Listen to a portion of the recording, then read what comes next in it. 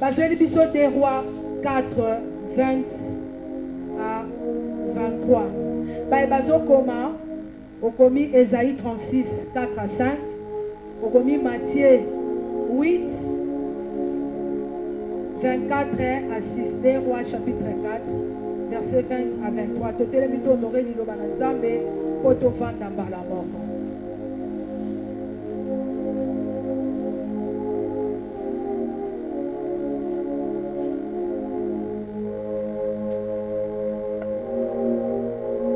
Deux Rois, chapitre 4, partant du 20e verset. Je lis la parole du Seigneur.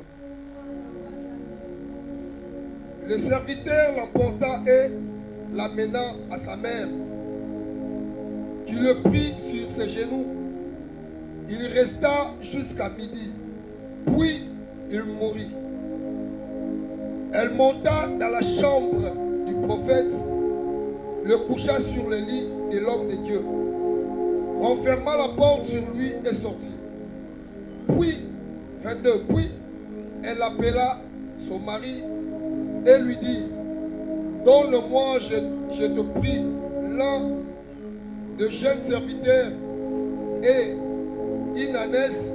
Je vais vite aller chez l'homme de Dieu et je reviens aussitôt. Pourquoi veux-tu aller chez lui aujourd'hui? Demanda-t-il. Ce n'est ni la nouvelle lune, ni un jour de sabbat. Elle répondit: tout va bien. Parole de l'Éternel. Alléluia. Na pamboli Nzambe pona ngolu asalinga na tongo alelo. Alobela peuple na ina nzela nanga. Je dis un grand merci à notre papa de la maison pour la marque de confiance. Je remercie aussi tous les serviteurs de Dieu pour la confiance. Je te bénis aussi pour ta présence. Tobeteli Nzambe maboko.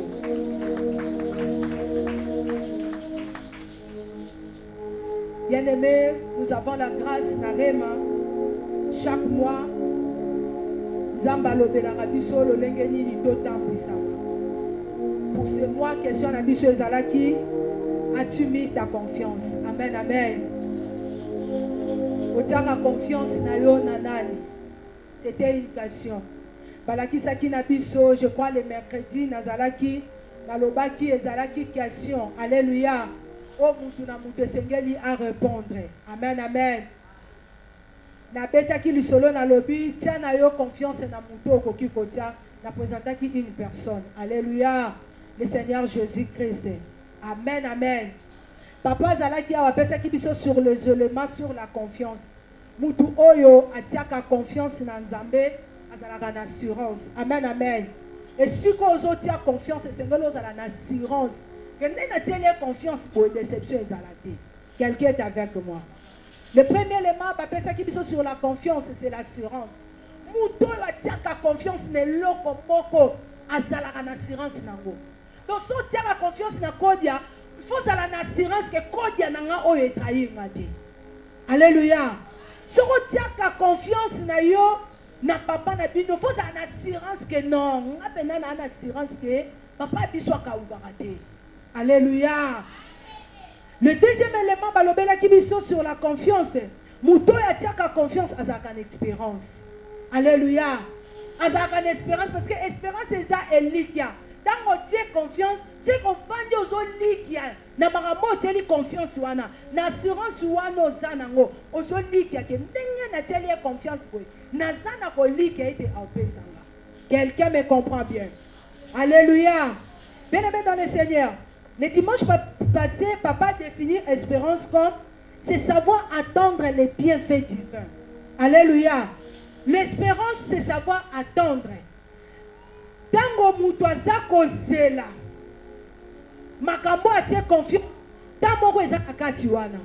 Alléluia. On ne peut pas parler de l'espérance sans parler du temps. Est-ce que tout le monde va comprendre là? Tango, c'est savoir attendre. Tango zozela. Moko eza na kati ngonga moko eza na kati na yo oyeba na kozwa makambo oteli confiance et pas mutu wana. Espérance c'est savoir attendre. Si on a kati ya attente na yo wana yo za ko espérer ozala na attitude nini? Alléluia. Muto yo teni confiance wana. Alléluia. Esengeli osani. Non? Sikoyo na kati wana yo za ko espérer wana.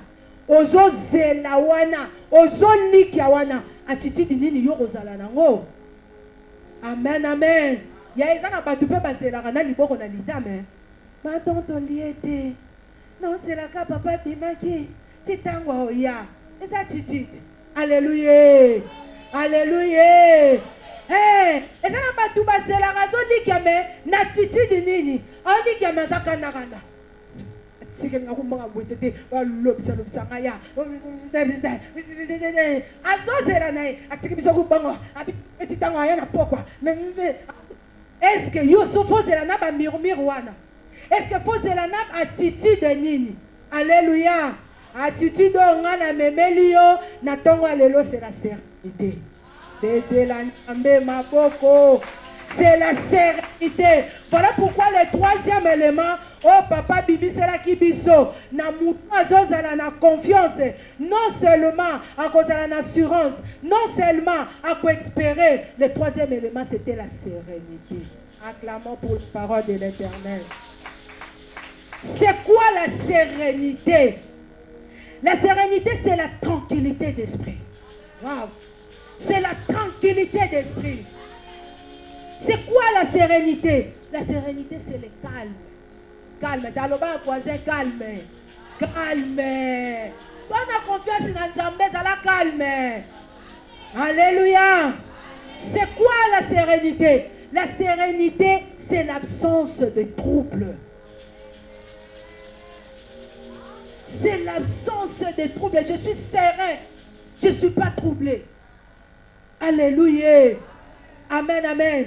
La personne qui a confiance à Dieu bien-aimé dans le Seigneur, Azamuto azalaka tranquille, Azamuto azalaka posé, Azamuto azalaka calme.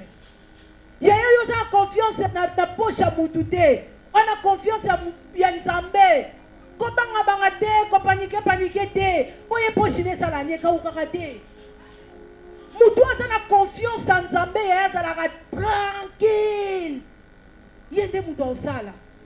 Alléluia. Amen, amen. Parce que azoyeba ngate mutu na kosala na makambo. Ngate mutu na kosala. Nani akosala? Eza ye moko. Voilà pourquoi Nzamba zoloba na bana Israël, gardez silence. Moi l'Éternel, je combattrai pour vous. Autrement dit, alinga bana bango, fais-moi confiance. Pas la terre. Pas la terre. Vous allez tranquille. Vous allez oser. Vous battez la kimia. Ça la ngai confiance. Les personnes qui ont confiance à Dieu, bien-aimé de le Seigneur, azalaka paniquer. La Bible nous dit, celui qui nous a appelés est fidèle. C'est lui qui le fera. Ce n'est pas nous. Ce n'est pas toi. La personne, moutouako salango, moutouako bunda bitumba wana, ezanzambe. Moutouako pesa yo solution na problème wana, ezanzambe. Yo loko yoko sala, sois serein, sois tranquille.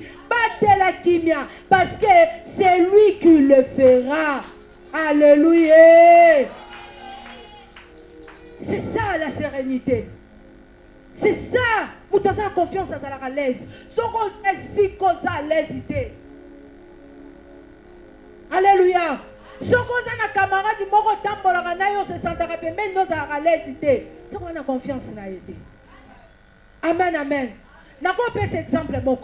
Moi, je vais vous dire,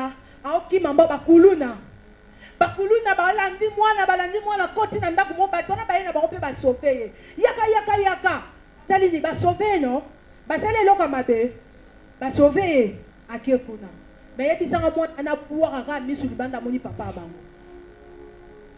Alléluia. Amen, amen. Aosani au bimambango alandi papa na bango. Pourquoi kuna zalaki calme.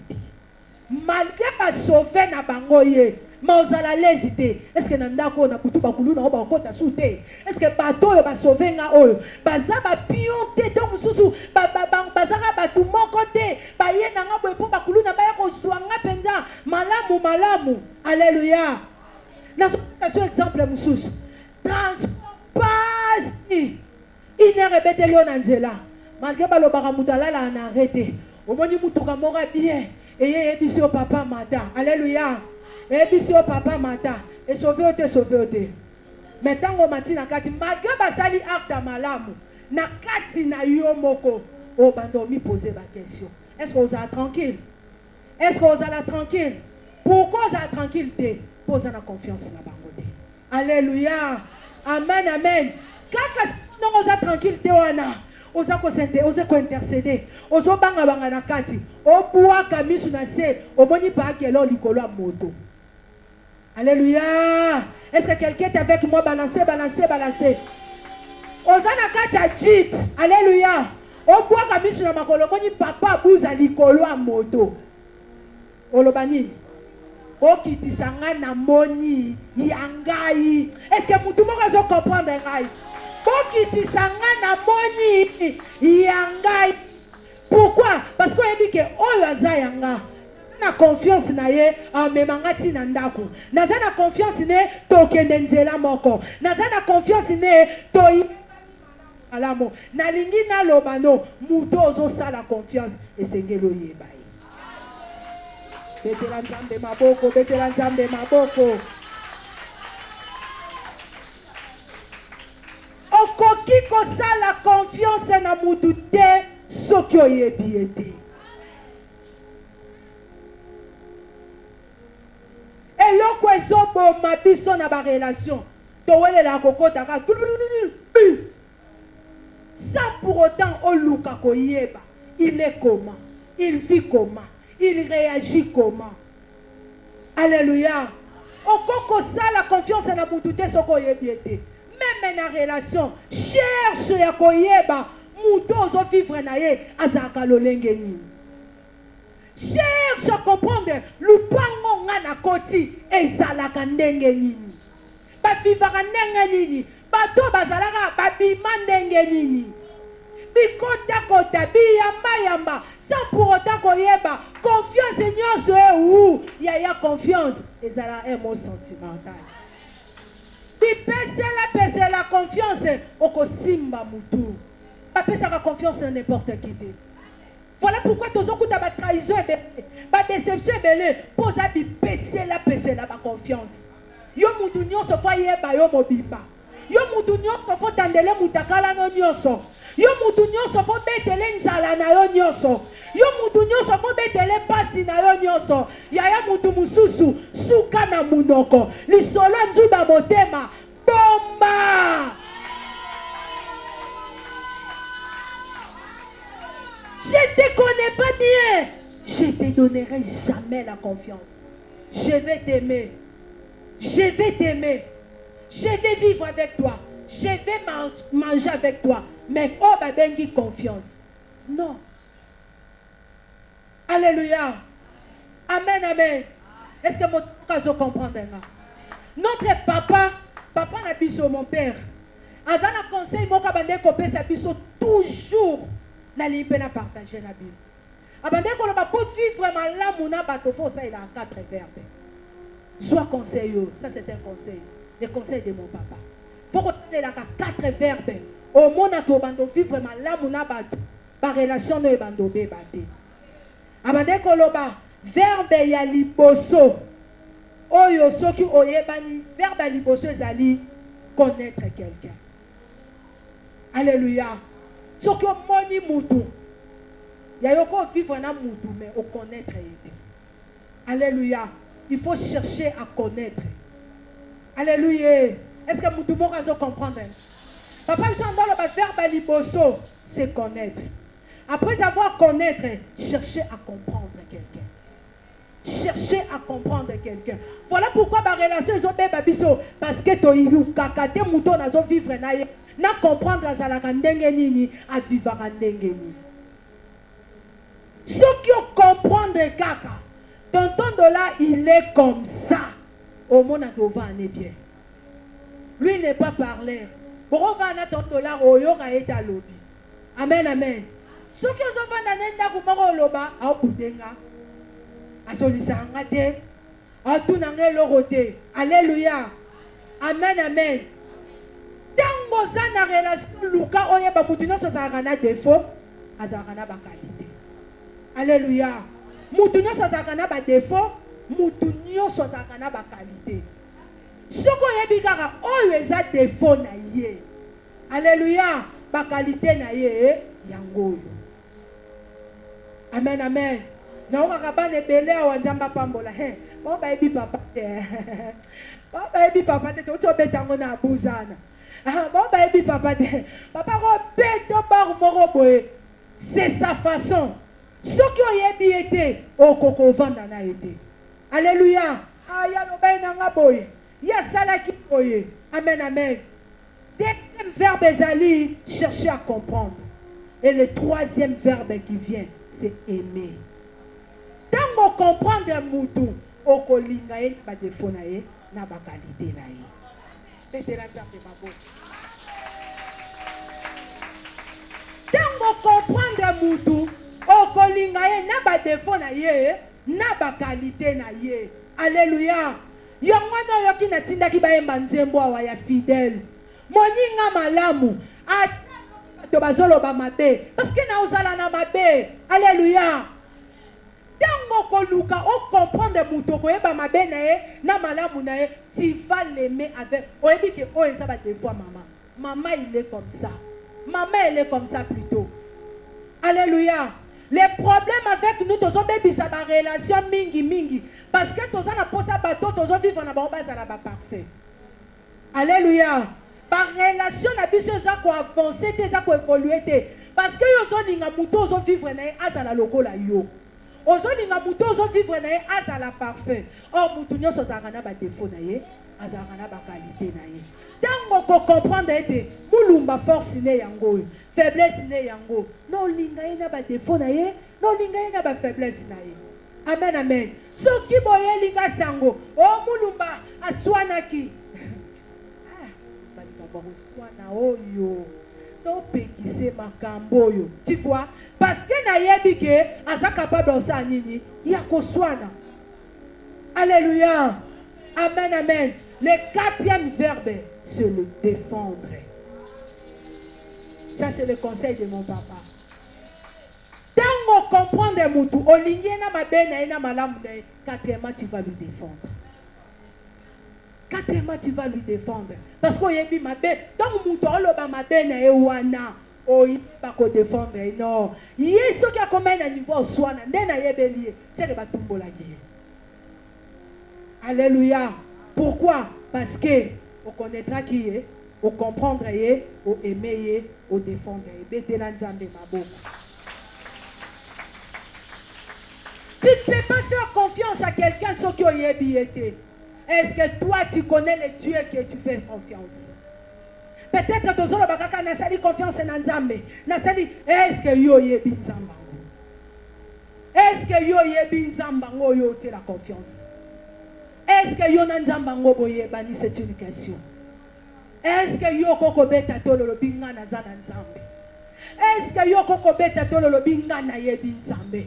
Olo banzembo na yo kaka ayebinga Yeswe. Ngape na yebi ye yaya nanga ngana yeto yebani na mozindo ayebi Yeswe. Ngape na yebi ye papa nanga ngana yeto yebani wapi ye na mozindo. Est-ce que toi tu connais yo yebi Nzambe? Est-ce que yo yebi Nzambe? Si on te pose la question, on l'a dit voisin te alobi, na te confiance en Nzambe. On l'a dit papa bouza te pour alobi, Nzambe na te la kayo confiance. On l'a dit maman meta te pour alobi, Nzambe na te la kayo confiance. Est-ce que toi-même, j'avais dit orientation prophétique, c'est une question. Oh Nzamba posé biso. Moto na moto ako répondre selon motema na ye. Moto na moto ako répondre selon sika nino ya yebi atelemelaka. Bien-aimé dans le Seigneur, nalingi na reposer yo cette question. Est-ce que yo yebi Nzambo yo tilaka confiance? Est-ce que yo kolobanga na nzambe to yebani? Moto yebani na nzambe. Est-ce que vivra na lisumu? Alléluia. Alléluia. Est-ce que yo yebani na nzambe à la profondeur? Ce qui yebani na est-ce que yo bate la relation na yo na nzambe? Regarde comment tu aimes le péché. Regarde comment tu vis dans le péché. Est-ce que yo entretient la relation à la profondeur? Alléluia. Alléluia. Est-ce que je parle à quelqu'un? Est-ce que je parle à quelqu'un? On ne peut pas faire confiance à quelqu'un si tu ne le connais pas. Si tu fais confiance à Dieu, est-ce que toi tu connais le Dieu là que tu fais confiance? Si tu le connais, est-ce que tu entretiens très bien votre relation? Comment tu entretiens ton relation avec ton Dieu? On entretient ta relation à l'endengeni. Comment tu entretiens ta relation? Ce qui vraiment est soit moninga na yo, ce qui penda est soit camarade na yo, yaya. Alors pourquoi vous allez kolomoro libanda li kolomoro na kati? Pourquoi vous avez ni chaud ni froid? Alléluia. La Bible nous dit, si tu obéis, tu mets en pratique ce que je t'ai, c'est alors que je te donnerai.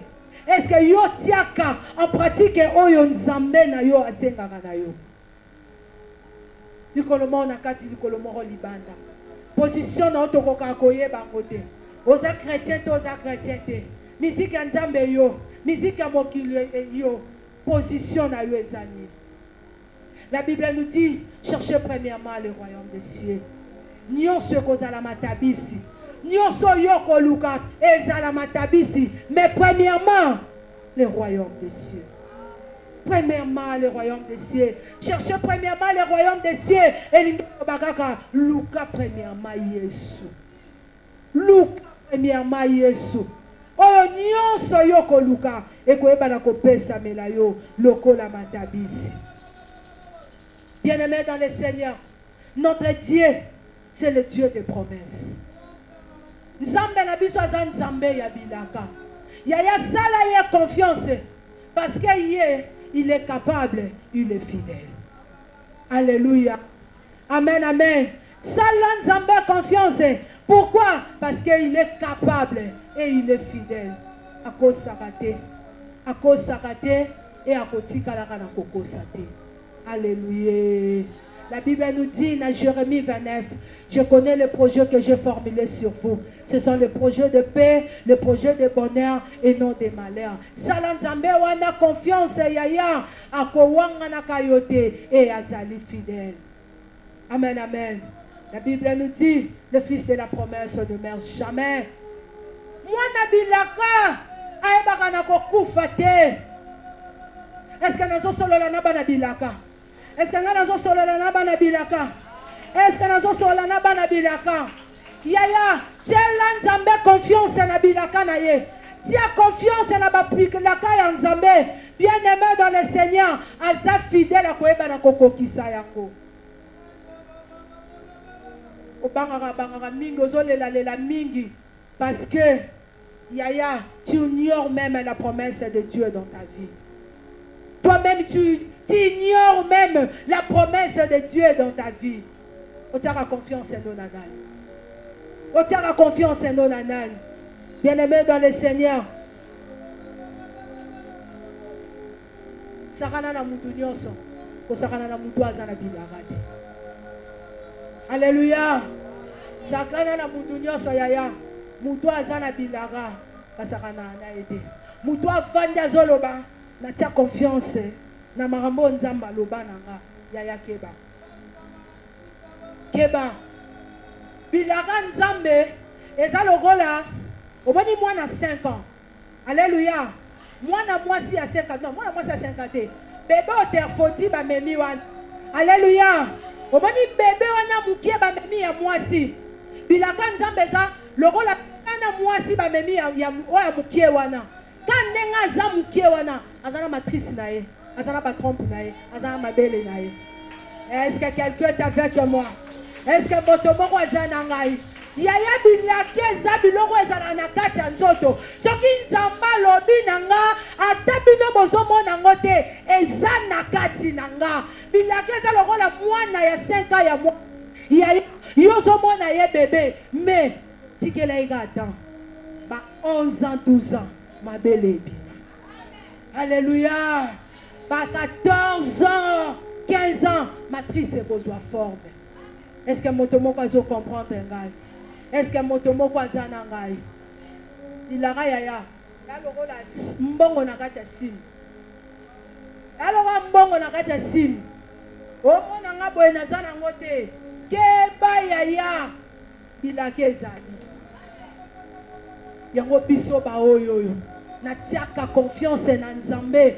Pona yebi, le fils de la promesse ne meurt jamais.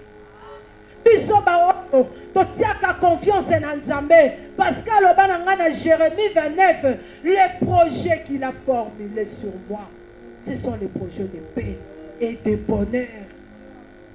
Est-ce que mon tomo kwa zanangai? Yo moko tozata na confiance ya Nzambe apesa obilaka te.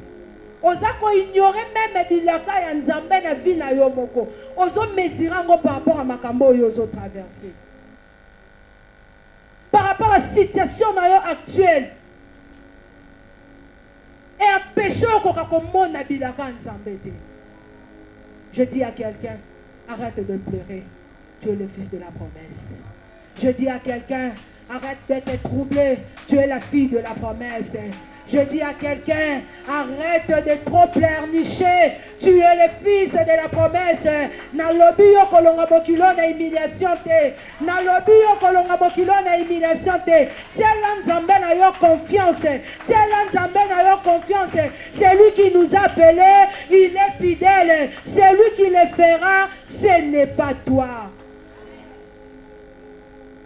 Ce n'est pas toi. Yaya, et le renine rosala yosko la tranquille. Ozala serein. Ozala calme. Yaya, soki ozui kaka bilaka, okomisi yango survie na yo.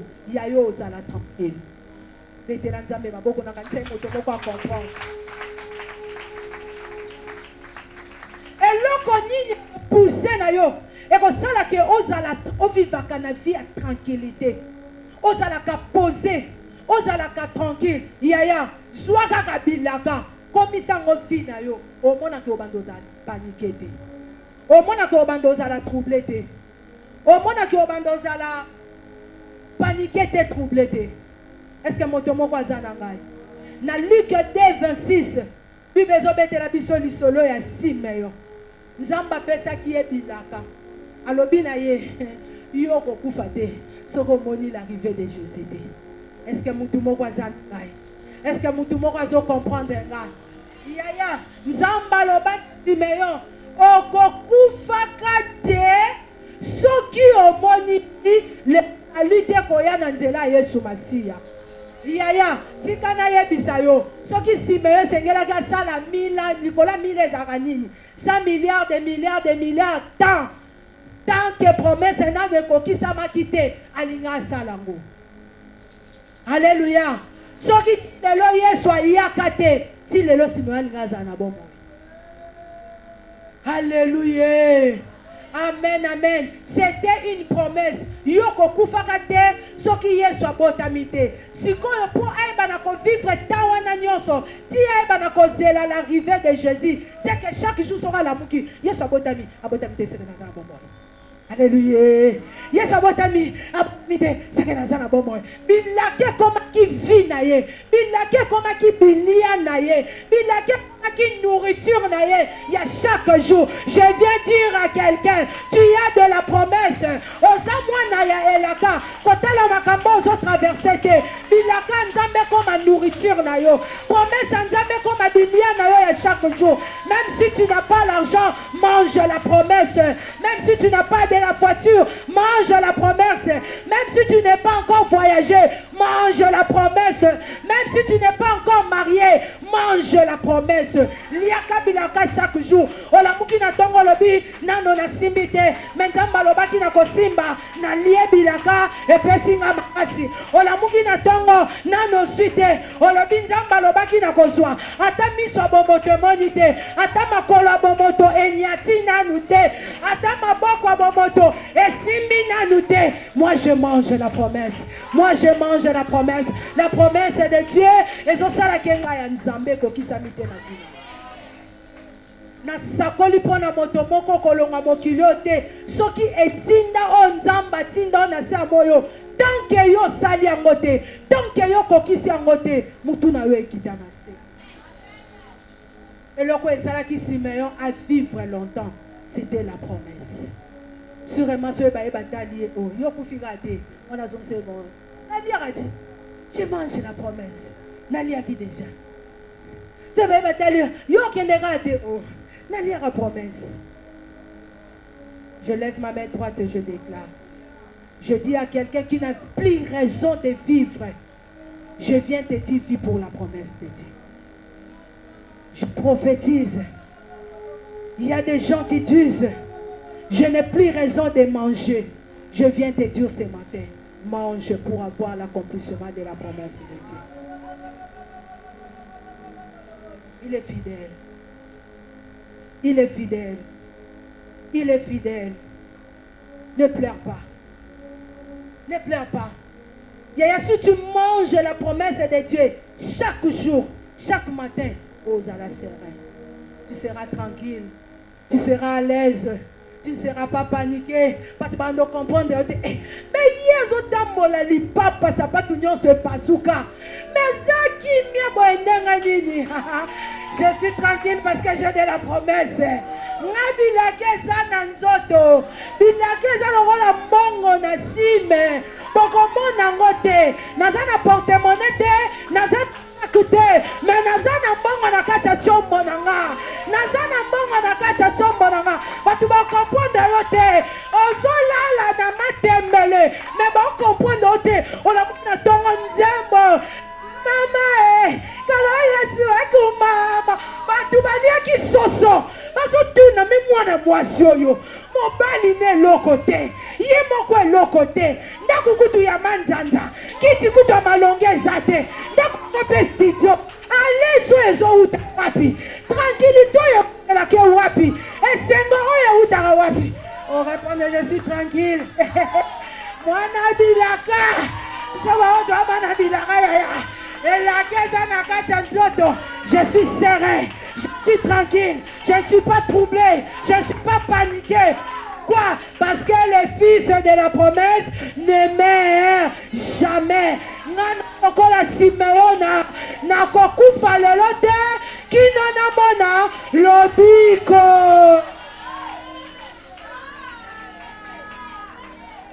La sérénité, la tranquillité. Et le roi est ça la yose à la bas tranquille. Il y a ça au boire à chaque jour mis sous la promesse. Et le roi est ça la yo. On s'en a troublé très à l'aise. Sauf que chaque matin c'est référaka. On boit qu'à mis sous la bilaka. Tu seras très à l'aise. Pété dans sa bête. Maintenant les éléments qui démontrent que tu as la sérénité. On peut ça élément mon on a lundi papa. Amen amen. On peut ça élément mon corps. Et le mot là qui s'aque tu es tranquille, tu es serein, c'est imperturbable. Imperturbable. Imperturbable. Alléluia. C'est quoi l'imperturbable? L'imperturbable, c'est le caractère de la personne qui ne se laisse pas être troublée par les événements. Il y aura moins de Alléluia. Tu n'as pas confiance à Dieu, tu n'as pas aussi confiance à toi-même. Il y aura moins d'événements, perturbé. C'est quoi l'imperturbable? C'est la qualité d'une personne qui ne se laisse pas être affectée.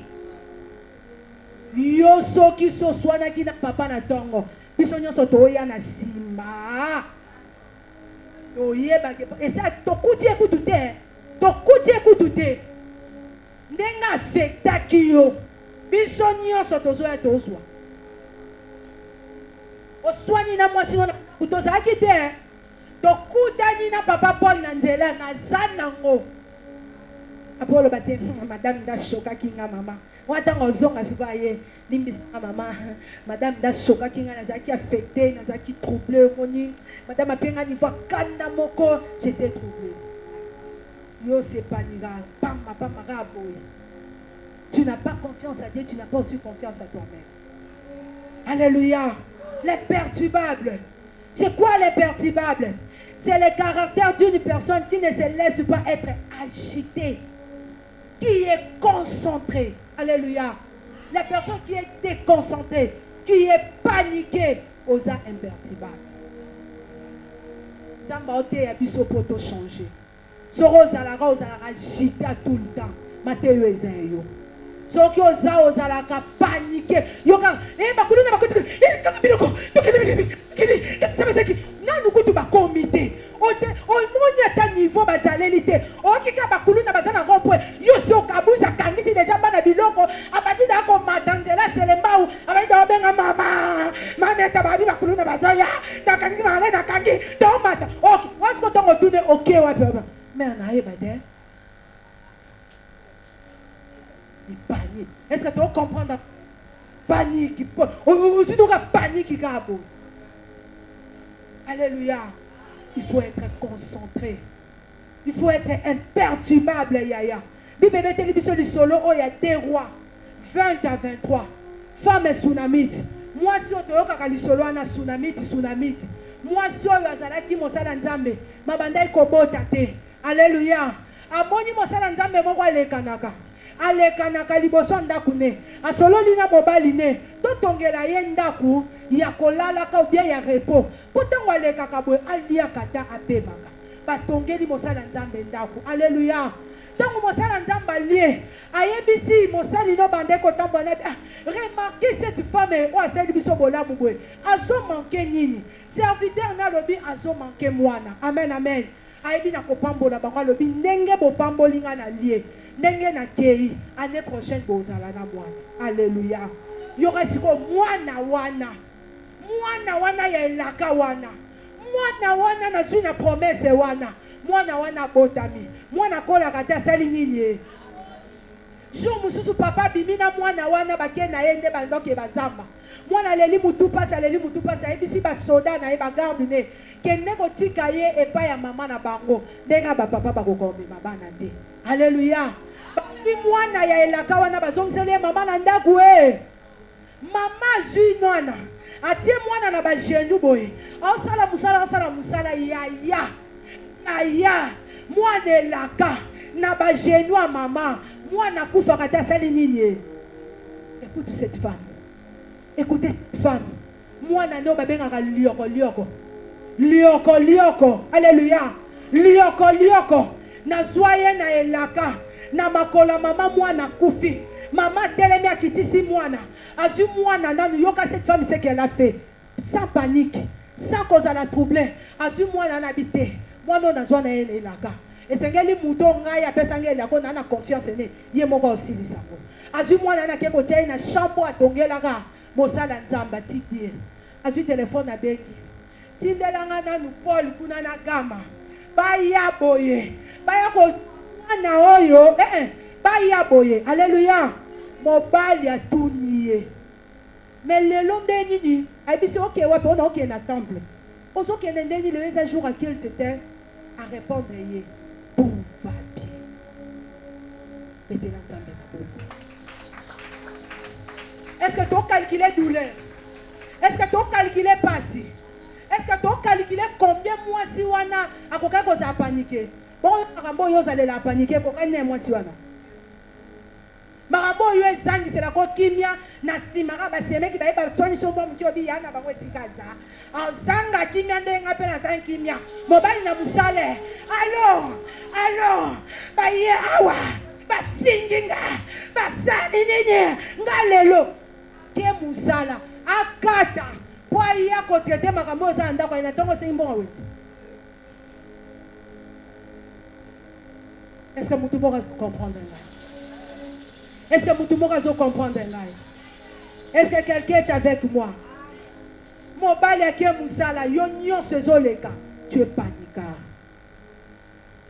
Osa muta trouble.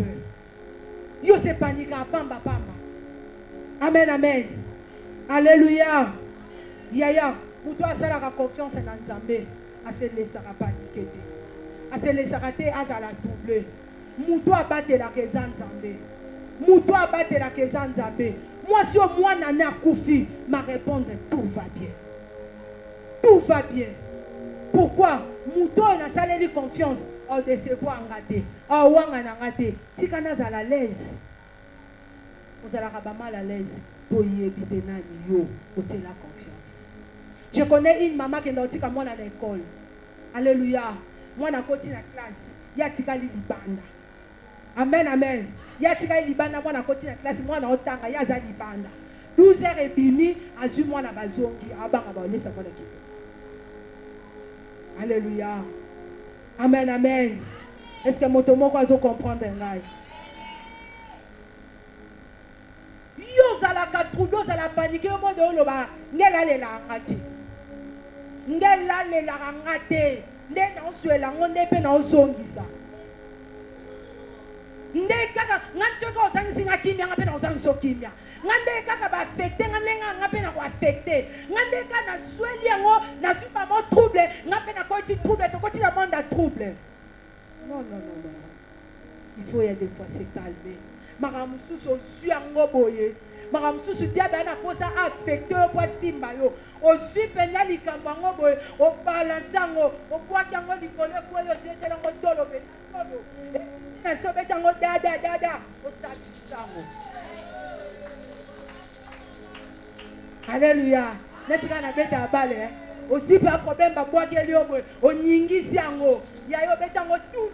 Et mati likolo, o yambi yango awa, o kisisi yango na se, o beti yango ta, aloti yango na se, bala terre.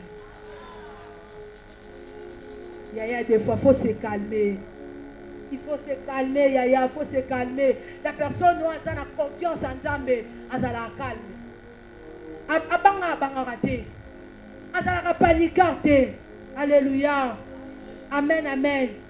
D'ailleurs, Yaya, il y a des fois, il faut être un grand observateur avant d'être un grand parleur. Dans la grande réunion, ce moment dit va te peler.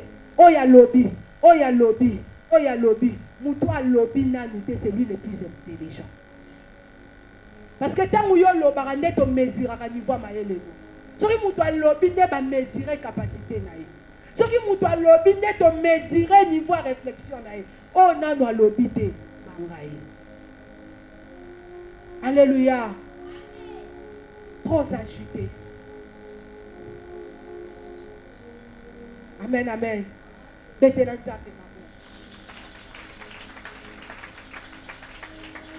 banga mutu oyo likambo ezalo.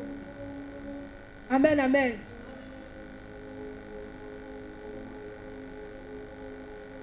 Trop ajouté. Très ajouté. La personne qui a confiance à Dieu, un jour, na uto za Teresa na toto kita mukamoto akumba biso. To utinde la CNPP, frère Sili. Motara bando kita. Eh, alobi frère Teresa linga kima na kangi et elle reste ici. C'est Dieu qui garde. C'est Dieu qui Nakangi reste ici. C'est Dieu qui garde et c'est Dieu qui nous conduit. Moutoua motiakoti na zelo a telemi abinanga merci maman. Baksida mingi salama parce que to mema bato ba panikaka. Tango moutoua se paniquer ndepe toke boaka ma place mususu. Alléluia. Il y a peut-être na ba panique na yo ndo fongola ba porte. Peut-être qu'il y a une panique, il y a un problème, il y a une agitation, il y a moi, je suis bibon. Maman, pas François. Yo, tu as un bibon, moi, je suis bibon. Pas François, je suis Nino, pénicilline. Ma Solange, yo, tu as un bibon, moi, je suis bibon. Vous prenez mon bibon, il faut que moi, je suis bibon. Et bon, ce que vous avez dit, mon bouquin, des fois, tu fais la porte de Bissomoko. Non, peut ça besoin témoignage, je m'envoie à Sœur Merline. Alléluia. Sœur Merline, il doit bien, maman garde. Amen, amen. Maman ya Gad. Moi, si on a papa, wana za ba âge. 22 ans.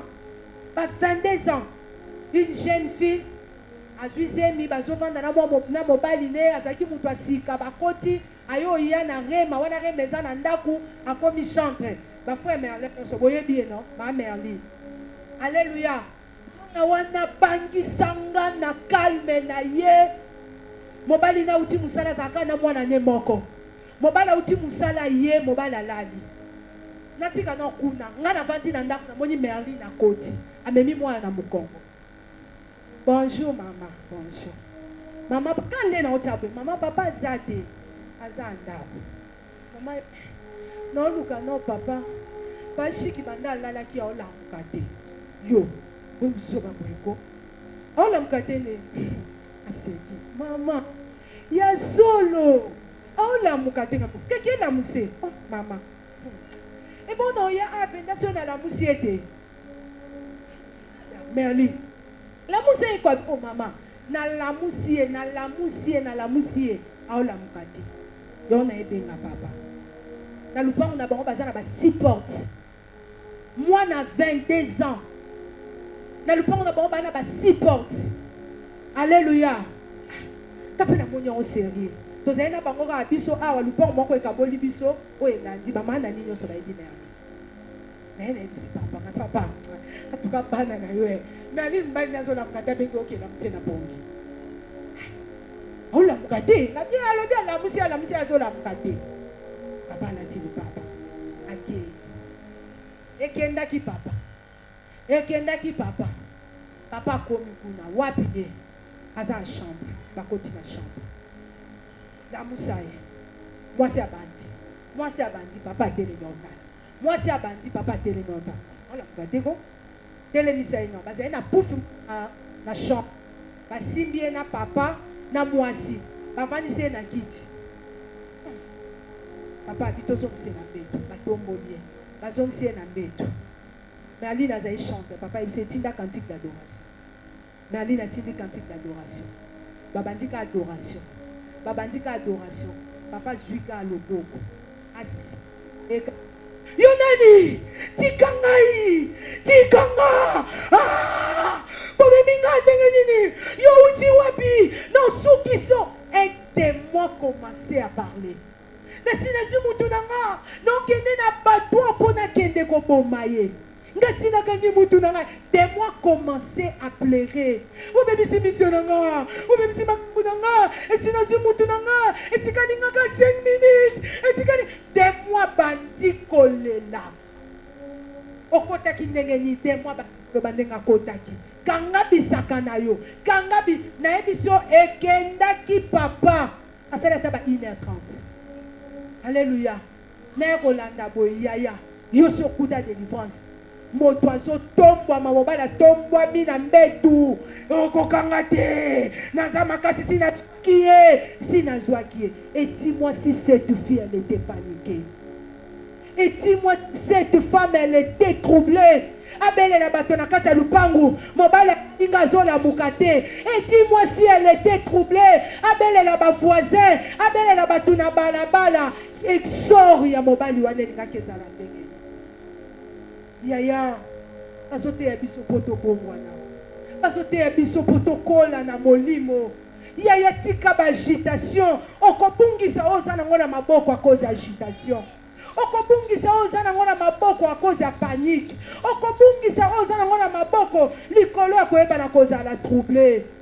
Alléluia. Amen, amen. Il ne faut pas être paniqué. Nanyonso, j'ai confiance à Dieu. Nanyonso, je suis tranquille, je suis posé, je suis à l'aise, je suis calme parce que c'est lui qui nous a appelés les fidèles. Yemusa kosala, ngamuna kosala te. Na témoignage à mosala nzambe moko ke côté ya libanda.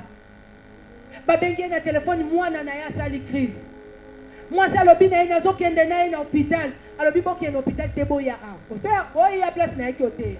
Amen, amen. Il y a un petit qui est ceci là. Alors, il y a une chair. Alléluia. Il y a un chair. serviteur de Dieu, mais pas ça. Tout ça, la makambu. Prière ici, ma côté na bureau, babanjo solo là, maman moi na vandi wana, bayo kaka ici comme moi na zaki ne tout l'enfant commençait à crier. L'enfant commençait à pleurer.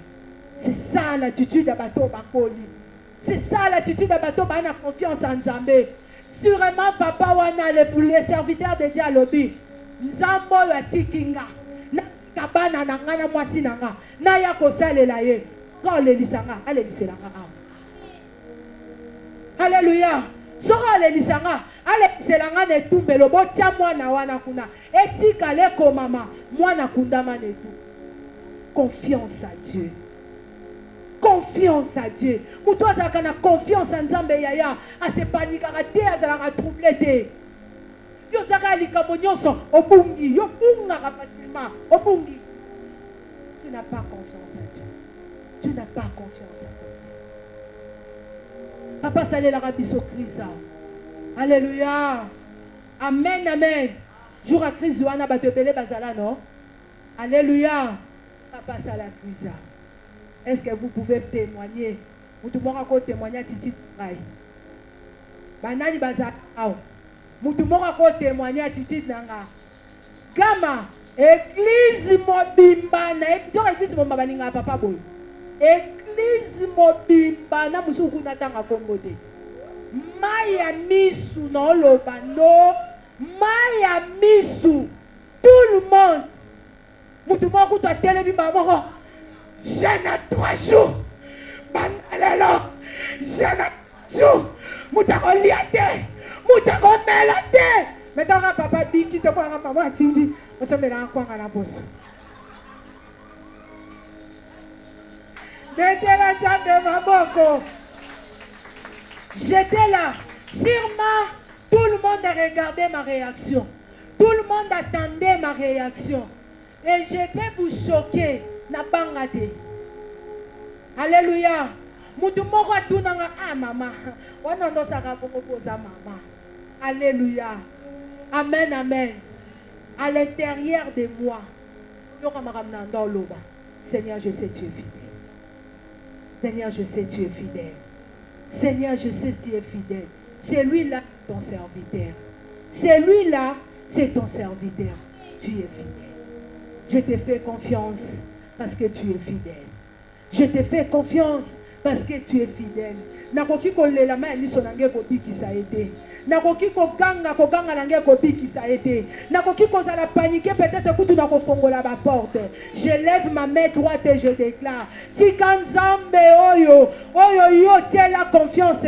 Moni bon à chaque fois des vieux côté les mélayo, à chaque fois bitumbe côté les mélayo, on gardez calme, parce que dans calme, kutu nenzamba yaka koloba bien. Na calme, kutu nenzamba yaka koloba bien. Bien-aimé dans le Seigneur, ibezolo banabiso, alobi na bengi David, nga moko na poni, mentirai-je une fois Nzamba j'irai na bon Nzambe na ye. Je déclare ce qui Nzamba kosa David était en kosa peyode.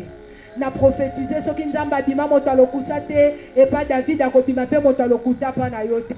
Na tomboli lo ponanga na kalita mosako la Nzambe. Na zobonde la pona motomoko. Makambo nyonso zo traverser. Makambo nyonso traverser. Eza nango kaka ba réalité, eza ba vérité te. Makambo nyonso zo le lisayo, eza ka ba réalité a vie, eza ba vérité te. Vérité nango eza o Nzamba loba. Vérité nango eza o Nzamba loba. Nzamba ngo loba.